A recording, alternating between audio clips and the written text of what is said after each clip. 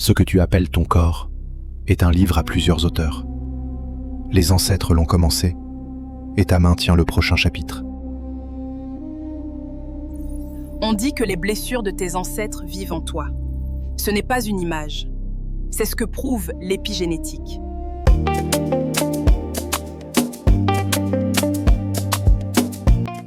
Le mot épigénétique a été inventé en 1942 par Conrad Waddington.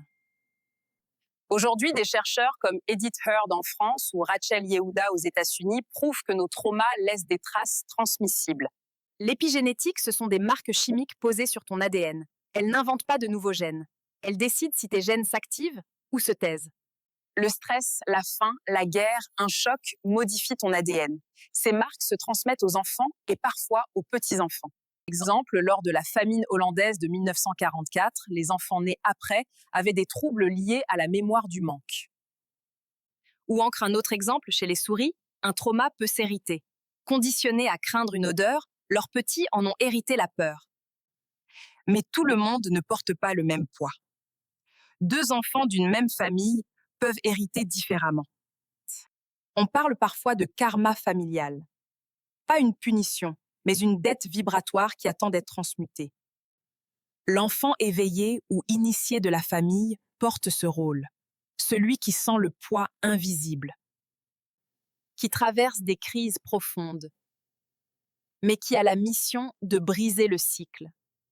Dans certaines sagesses africaines, on dit « Un ancêtre qui n'est pas honoré devient un fardeau vivant ». Honorer, c'est comprendre, pardonner et transformer.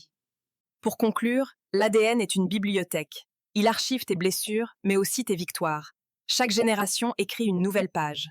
Niara vous parlera dans une masterclass spéciale de l'impact de l'héritage transgénérationnel sur vos relations actuelles. Et pour les femmes, l'impact sur votre organe le plus précieux. C'est la fin de cette capsule, mais avant de vous quitter, laissez-moi vous poser une question. Pensez-vous être celui qui doit porter ce poids? L'enfant qui libère la famille? À bientôt.